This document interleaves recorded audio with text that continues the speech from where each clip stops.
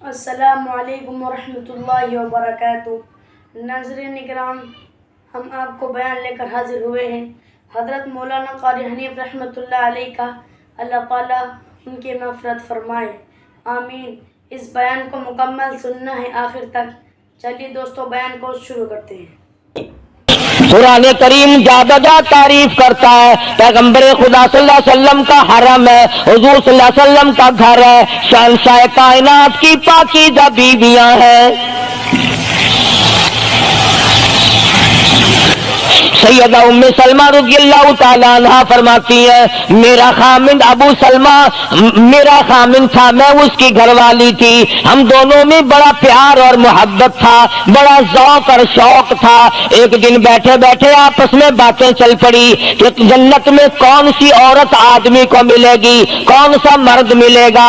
حضرت سلمان فرمانے لگے، ابو سلمہ فرمانے لگے، میں تجھے بتا دیتا ہوں، میں نے سنا ہے مدنی کریم صلی اللہ علیہ وسلم سے، اگر مرد عورت دونوں نیک ہوں، عورت مر جائے مرد دوسرا نکاح نہ کرے، وہی عورت جنت میں اس کے ساتھ جائے گی، اور اگر مرد مر جائے عورت دوسرا نہ نکاح کرے، پھر وہ عورت اس کے ساتھ جنت میں جائے گی۔ ام سلمہ کہتی ہے، میں نے عرض کیا، آؤ ہم تم دونوں عہد و پیمان کر لیں، وعدہ کر لیں، اگر آپ مر جاؤ تو میں شادی نہ کروں گی، میں مر جاؤں آپ شادی نہ کرنا، تاکہ جنت میں دونوں آرام سے رہیں گے۔ حضرت ابو سلمہ فرمانے لگے، نہیں نہیں، میری بات کو مان لینا، میرے بعد اگر میں مر جاؤں تو کسی سے نکاح کر لینا۔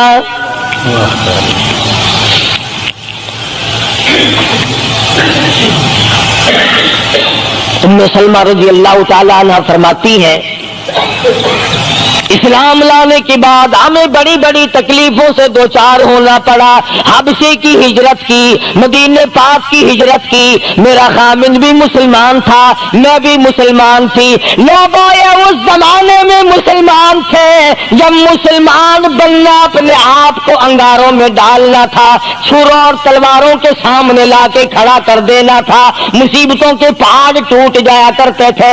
قربان جاؤں ام سلمہ، عورت ذات ہو کر تم نے کتنی نبھائی، تم نے کس احسن طریقے سے اپنے آپ کو سنبھالا۔ مدینے پاک کی ہجرت کے لیے ام سلمہ اونٹ پہ بیٹھ گئی، گود میں سلمہ بچہ ہے، ابو سلمہ نکیل پکڑ کے آگے آگے چلنے لگے۔ ام سلمہ کے گھر والوں نے کہا، تم خود مدینے جا سکتے ہو، ہم اپنی لڑکی کو نہیں جانے دیں گے۔ اسلام اور ایمان کی وجہ سے کس قدر مصیبتوں کے پہاڑ ٹوٹ رہے۔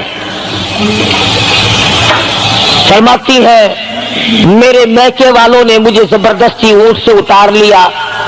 ابو سلمہ مدینے کی طرف چلے گئے رضی اللہ تعالی عنہ۔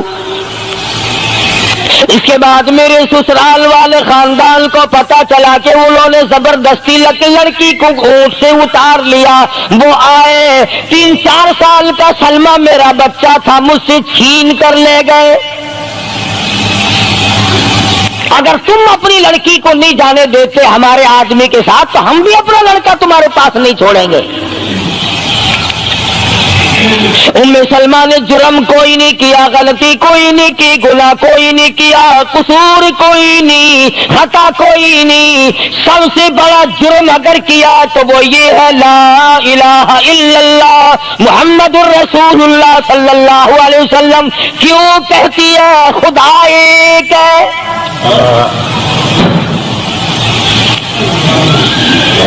آج بھی کہہ کے دیکھو نا، او میاں قرآن اچھا پڑھتا ہے، بیان اچھا کرتا ہے، پر ہے تو وہابی نا۔ آج کون سی بخشش ہو رہی ہے؟ ام سلمہ رضی اللہ تعالیٰ عنہ فرماتی ہے، خامد مدینے میں، بچہ میرا سسرال والوں کے پاس، میں اپنے میکے والوں کے پاس، سارا دن ریت کے ٹبے کے اوپر بیٹھ کر پہاڑی پہ رویا کرتی تھی۔ 1 سال مکمل روئی ام سلمہ، اور یہ تکلیف آئی ہے کلمے کی وجہ سے، ایمان کی وجہ سے، اللہ کی توحید کی وجہ سے، محمد کریم صلی اللہ علیہ وسلم کی ختم نبوت کی وجہ سے۔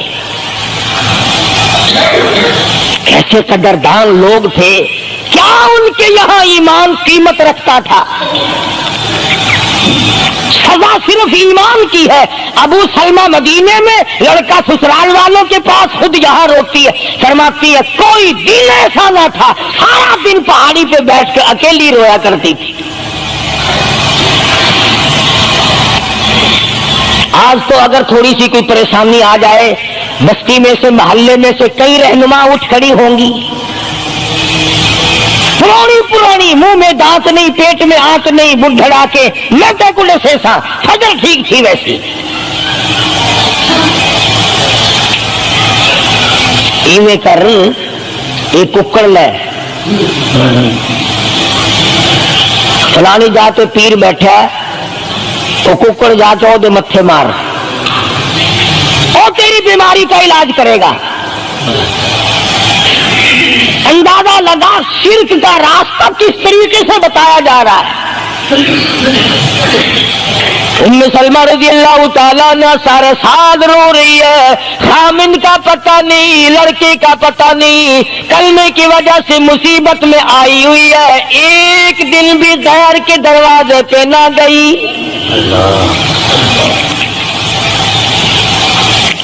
ایک دن بھی شرکیہ کلمہ زبان سے نہ نکلا، ایک دن بھی یہ بات نہ کہی ہائے میری جان کو کیا بن گئی. اللہ کریم کا دروازہ کھٹکھٹاتی ہے، الہی میرا بچہ مجھے ملا، میرا خامن مجھے ملا.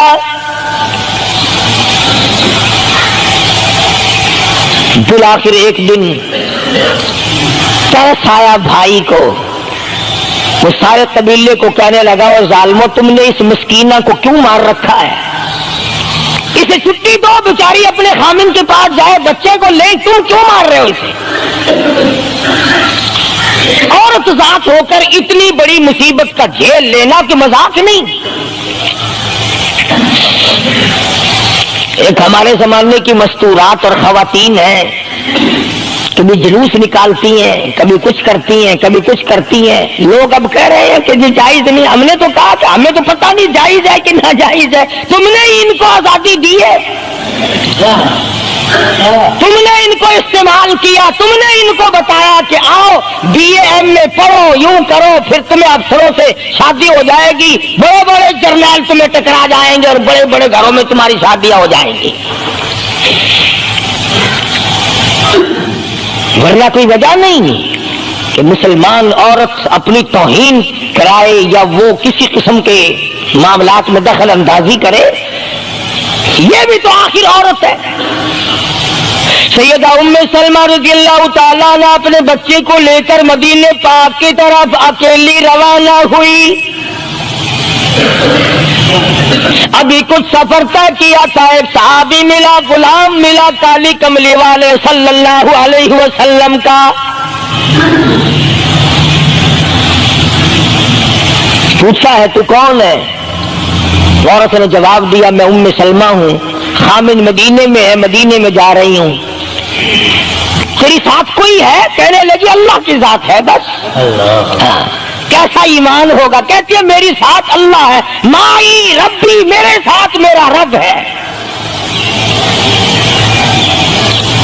صحابی نے مہار پکڑ لی، نکیل پکڑ لی، آگے آگے چلا. جہاں ٹھہرانا ہوتا اونٹ کو بٹھا کر اللہ والا درخت کی آڑ میں چلا جاتا، یہ نیچے اترتی، نماز ادا کرتی، ضروریات سے فارغ ہوتی، پھر سوار ہو جاتی، پھر وہ اونٹ کو اٹھا کر لے کے چلتا. سیدہ ام سلمہ فرماتی ہے رب ذوالجلال کی قسم میں نے اس جوان جیسا کوئی شریف نہیں دیکھا. آج تو لال دوپٹہ دیکھ کر کے اچھے بڈھے منہ کے آدمی کے منہ میں بھی پانی آ جاتا ہے. ذرا سا رنگین کپڑا دیکھا نہیں اور جناب گھوڑے کی طرح ہی ہوئی نہیں. اچھے والوں کو ڈوبتے دیکھا.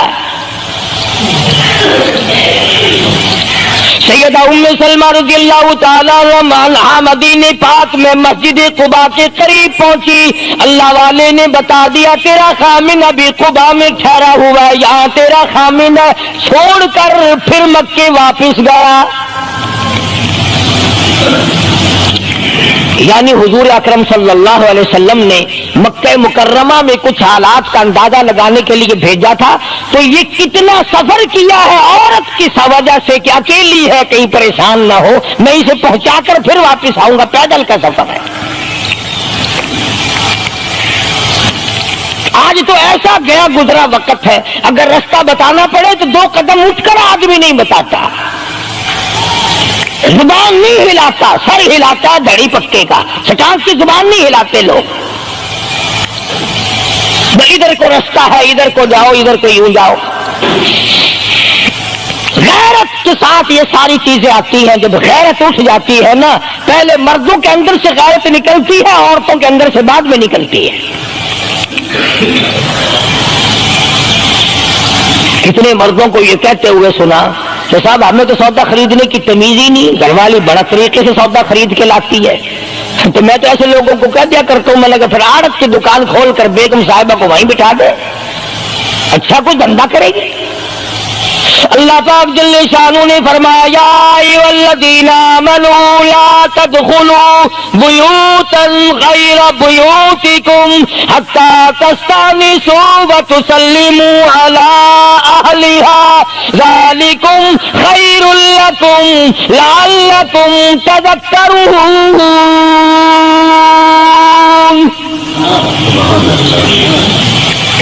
ایمان والوں، کلمہ پڑھنے والوں، لا تدخلوا بیوتا غیر بیوتکم، مت داخل ہو کسی کے گھر میں اجازت کے بغیر، اذن کے بغیر مت داخل ہو،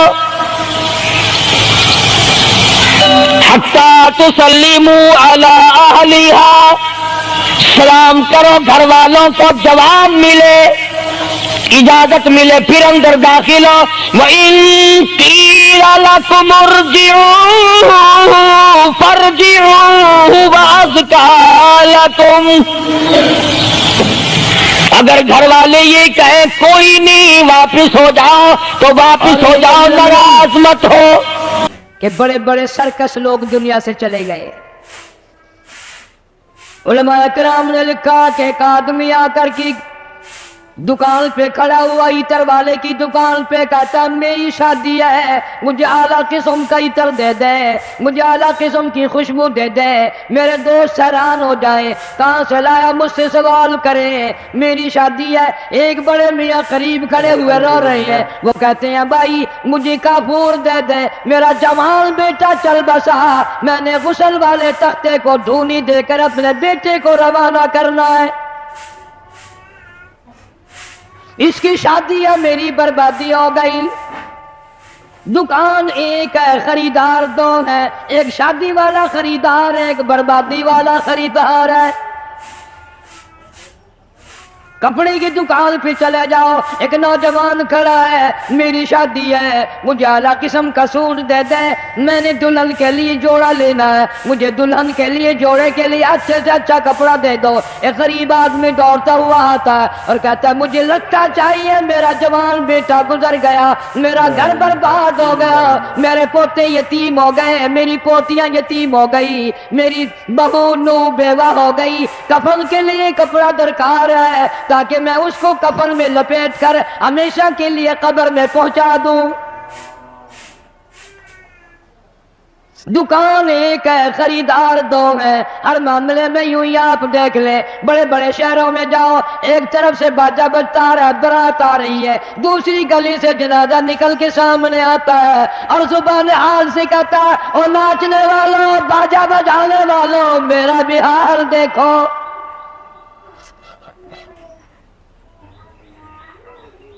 تم شادیوں کے لیے پھر رہے ہو، میں یہ دنیا ہی چھوڑ چکا ہوں، یہ دنیا ہی ختم ہو گئی میری۔ ارشاد فرمایا مدنی کریم صلی اللہ تعالی علیہ وسلم نے، او لوگوں تمہیں اپنی زندگی کی کتنی امید ہے؟ ایک صحابی کہتا ہے مجھے صبح کی نماز کے بعد عصر کی ظہر کی نماز کی امید ہے۔ ایک صحابی کہتا ہے مجھے ظہر کے بعد عصر کی امید ہے۔ ایک جوان نے کہہ دیا مجھے عصر کی نماز کے بعد مغرب کی نماز کی امید ہے۔ ایک نے کہا مجھے عشاء کی نماز کی امید ہے۔ جناب مدنی کریم سب کا دو صلی اللہ تعالی علیہ وسلم کی آنکھوں میں آنسو آ گئے اور آپ نے فرمایا او لوگوں بڑی لمبی لمبی امیدیں باندھے بیٹھے ہو، بڑی لمبی آس لگائے بیٹھے ہو، میں محمد الرسول اللہ صلی اللہ علیہ وسلم کا یہ حال ہے، جو قدم پیر میں نے اٹھایا ہوا ہے نہ معلوم زمین پہ رکھا بھی جائے گا کہ نہیں۔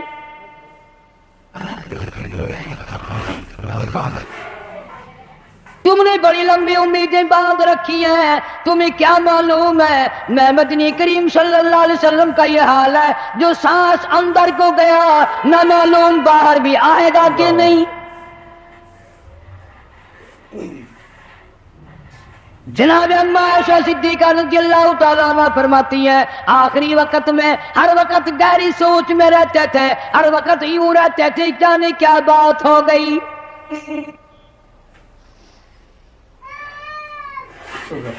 غریبوں امیروں مردوں عورتوں بوڑھوں جوانوں تم نے کبھی خیال نہیں کیا یہ دنیا تیری کیسے بنے گی؟ آج تک کسی کی نہ بنی۔ یوم یفر المرء من اخیہ وامہ وابیہ وصاحبتہ وبنیہ۔ اماں ابا بیوی اولاد کوئی بھی قبر میں کام نہیں آتا، سارا جہان غیر بن جاتا ہے، بچھڑ جاتا ہے سارا نظام۔ ارشاد فرمایا مدنی کریم صلی اللہ تعالی علیہ وسلم نے او لوگوں موت کے وقت کی پیاس سے پناہ مانگو، اتنی شدید پیاس لگتی ہے، اتنی سخت پیاس لگتی ہے، سمندر پلا دو پیاس نہیں بجھتی۔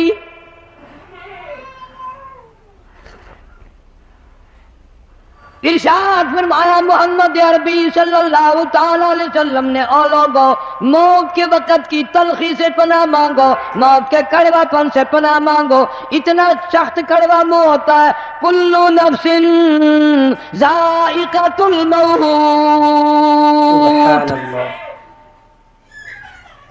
ہر آدمی ہر نفس کے منہ میں، ہر آدمی جاندار کے منہ میں موت کا ذائقہ آتا ہے۔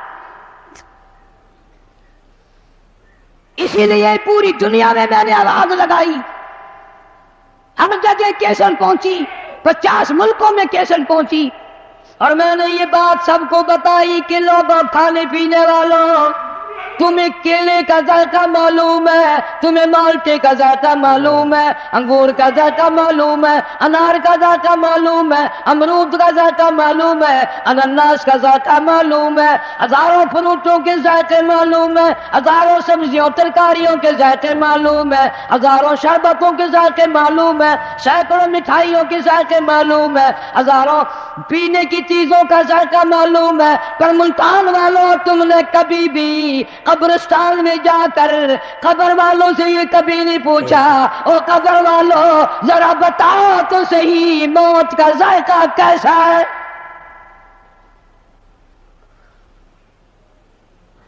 تم نے نہیں چکھا بھی، جنہوں نے چکھا ہے ان سے پوچھا کیا بنتی ہے۔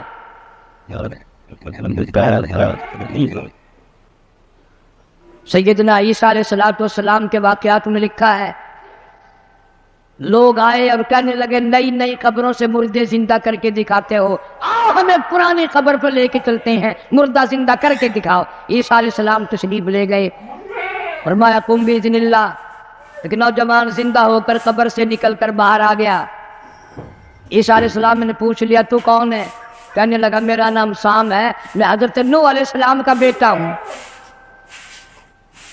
عیسیٰ علیہ السلام نے فرمایا تجھے تو کئی ہزار سال گزر گئے، کتنا عرصہ قبر میں گزر گیا، کتنا وقت قبر میں گزر گیا۔ جوان کہنے لگا ہاں جی، عیسیٰ علیہ السلام نے فرمایا اتنے 1000 سال قبر میں گزارے بیٹھا ہے، اتنا عرصہ قبر میں گزار دیا، اتنا وقت تو نے قبر میں لگا دیا، اس قبر کا حال بتا، قبر کا ماحول بتا، قبر کی کوئی خبر بتا، وہاں کیا بنتی ہے؟ علماء کرام نے لکھا ہے وہ نوجوان رونے لگا اور کہنے لگا او عیسیٰ علیہ السلام تجھے قبر کی پڑی ہے، تو قبر کا حال پوچھتا ہے، تو قبر کا ماحول پوچھتا ہے، تو مجھ سے پہلے یہ کیوں نہیں پوچھ لیتا کہ موت کا جھٹکا کتنا شدید ہے؟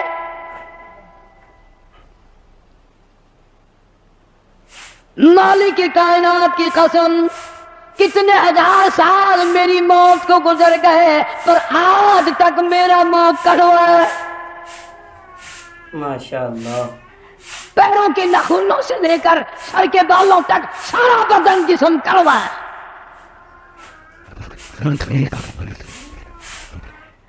اسی لیے ارشاد فرمایا محمد کریم صلی اللہ تعالی علیہ وسلم نے او لوگوں موت کے وقت کے پسینے سے پناہ مانگو، اتنا سخت پسینہ آتا ہے ساری زندگی میں کبھی نہیں آیا۔ ارشاد فرمایا محمد عربی صلی اللہ تعالی علیہ وسلم نے او لوگوں موت کے وقت کی گھبراہٹ سے پناہ مانگو، اتنا گھبراہٹ طبیعت میں آتا ہے ساری زندگی میں کبھی نہیں آیا۔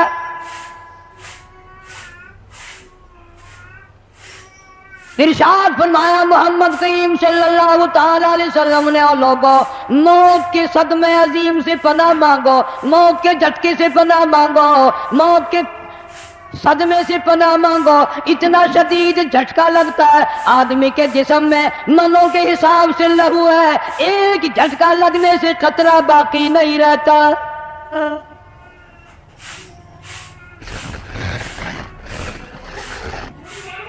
مرد عورتوں سے کہتا ہوں تصور میں تو لاؤ کبھی، اتنا شدید جھٹکا لگے گا کانوں کے پردے پھٹ جائیں گے، آنکھوں کا نور ختم ہو جائے گا، تیری ایک انگلی پکڑ کر مروڑ دے کتنی بڑی تکلیف پہنچے گی تو نے کبھی سوچا بھی نہیں، 360 رگیں ٹوٹے گی کیا حال بنے گا۔ کلا اذا بلغت التراقی وقیل من راق وظن انه الفراق والتفت الساق بالساق الى ربك يومئذ المساق۔ رگیں ٹوٹتی ہیں، اعضاء چھوٹتے ہیں، آنکھیں پھٹ جاتی ہیں، ان کو بند کرنے کی طاقت نہیں، منہ چر جاتا ہے بند کرنے کی طاقت نہیں، بادشاہ نے منہ بند کر سکتا، وزیر نے منہ بند کر سکتا، گورنر نے منہ بند کر سکتا، مولوی اپنا منہ، پیر اپنا منہ دم نکلتے وقت چر گیا، بند کرنے کی طاقت نہیں۔ مرنے کے بعد دوسرا آدمی تیرے پیروں کو اکٹھا کرے گا، اپنے پیر ایک جگہ نہیں کر سکتا۔ اسی لیے فرمایا وَأَنفِقُوا مِمَّا رَزَقْنَاكُم مِّن قَبْلِ أَن يَأْتِيَ أَحَدَكُمُ الْمَوْتُ، لوگوں موت کے آنے سے پہلے جو کمانا ہے کما لو، جو قبر کی تیاری کرنی ہے کر لو، جو حشر کی تیاری کرنی ہے کر لو۔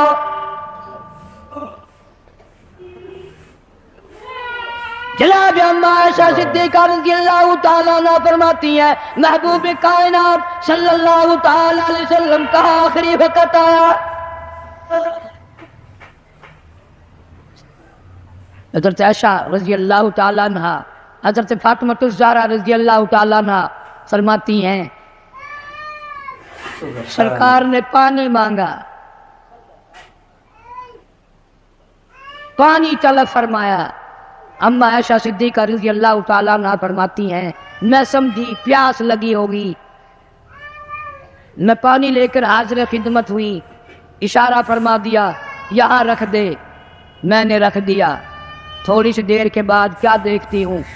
رحمت اعلیٰ ہاتھ مبارک پانی میں بھگو بھگو کر اپنے چہرے انور پہ چھینٹے مارنے شروع فرما دیے. میں گھبرا گئی. میں نے عرض کر دیا میرے آقا کیا بنی اور میرے محبوب کیا بنی؟ یہ گرمی کیسی، یہ گھبراہٹ کیسی، یہ پسینے کیسے ہیں؟ آپ صلی اللہ علیہ وسلم نے فرمایا میری عائشہ تو نہیں جانتی موت کتنی گھبراہٹ والی شے ہے.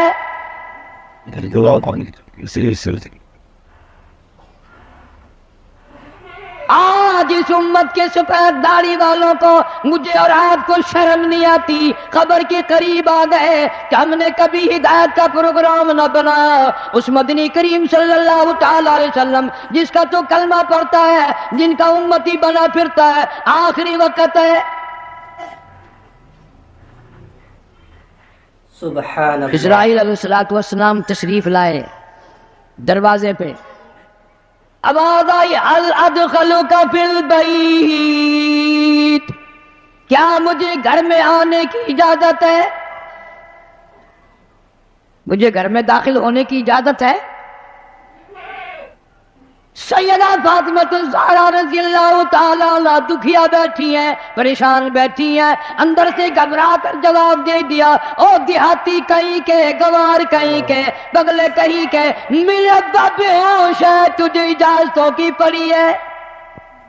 ام الانبیاء محبوب کبریا حضرت محمد مصطفیٰ صلی اللہ تعالی علیہ وسلم پہ بے ہوشی طاری ہو کی جاتی ہے. تو اجازت مانگنے والا کون آ گیا؟ ہم بڑے پریشان ہیں. آپ کو فاقہ تھا، آپ سمجھ گئے. رحمت کائنات صلی اللہ تعالی علیہ وسلم نے لخت جگر کے سینے پہ ہاتھ رکھتے ہوئے فرمایا میری بیٹی فاطمہ کس کو دیہاتی کہتی ہو، کس کو گنوار کہتی ہو، کس کو پاگل کہتی ہو؟ یہ تو وہ ہے جو بچوں کو یتیم بنا دے.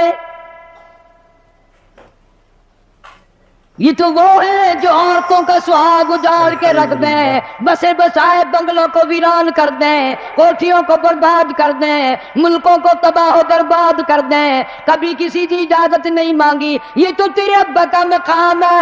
اسرائیل علیہ السلام جیسا فرشتہ بھی اجازت لے کر اندر آ رہا ہے.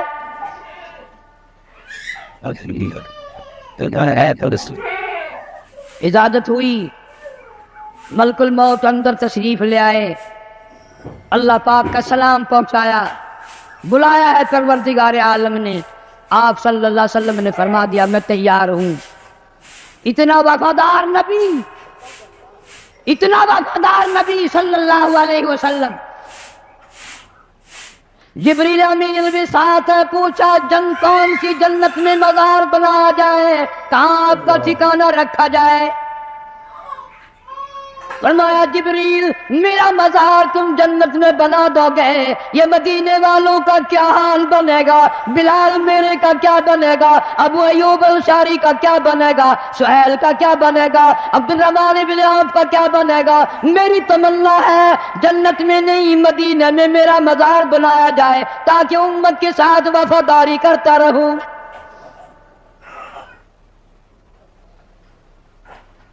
فرمایا جا بنا کر خلد میں میرا مزار، امت آسی بھی ہو جائے گی بے قرار. کس طرح سے کیوں کر میں گوارا کروں، امت آسی کو کیوں کر چھوڑ دوں، اس امت کو کیسے الوداع کہہ دوں. جناب عائشہ صدیقہ رضی اللہ تعالیٰ عنہ کی جھولی مبارک میں سر مبارک ہے. صلی اللہ علیہ وسلم کا آخری وقت ہے. آواز بالکل پست ہو رہی ہے. الحمدللہ. روح مبارک کو اسرائیل علیہ السلام سبق کرتے کرتے گھٹنوں کے قریب پہنچے. فرمایا اسرائیل تکلیف ہو رہی ہے. عرض کیا میری کیا مجال ہے میں تکلیف پہنچاؤں. فرمایا تیرا تکلیف پہنچانے کا پروگرام نہیں ہے، اور مجھے اتنی تکلیف ہو رہی ہے کہ ساری زندگی میں کبھی نہیں ہوئی، جن کو تو تکلیف دے گا ان کا کیا حال بنے گا۔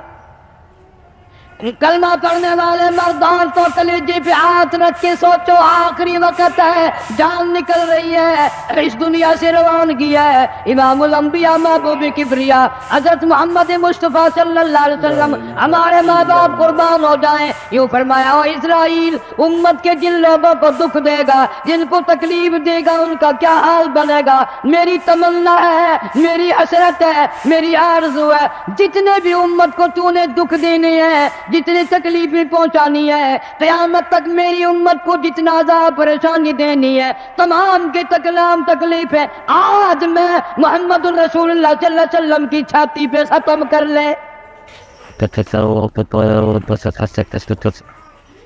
ان کی وفا دیکھ، اپنی جفا دیکھ، کبھی تو منہ پہ ہاتھ پھیر کے دیکھ، کیا تیرا چہرہ دیکھ کر نبی خوش ہوں گے؟ تیرا لباس دیکھ کر کالی کملی والا صلی اللہ علیہ وسلم خوش ہوں گے؟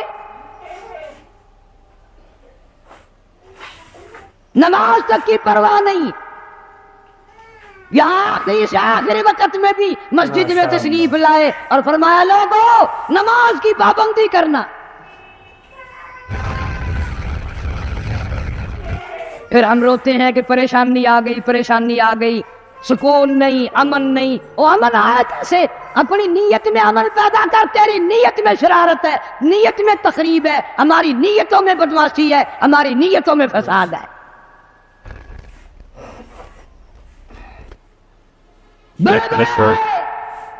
اس لیے کہتا کہ آدم صفی اللہ نہ رہے، موسیٰ کلیم اللہ نہ رہے، اور ہم کیا رہیں گے جب رسول خدا نہ رہے۔ شہنشاہ کائنات صلی اللہ تعالی علیہ وسلم مدینہ منورہ میں چل بسے، خبر پھیل گئی۔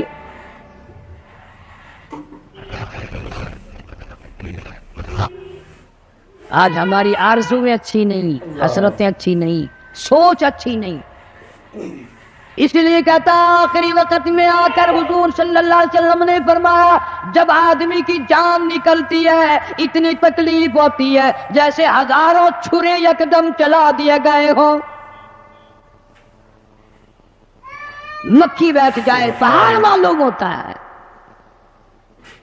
اس لیے کہتا جن پہ پھرتا ہے بھولا تو اے گل بدن، جن پہ پھرتا ہے بھولا تو اے گل بدن، دیکھنا بعد مردم بفرزند و زن، تیری نادر پدر اور بھائی بہن گور میں تجھ کو رکھ دیں گے دے کر کفن، تیری الفت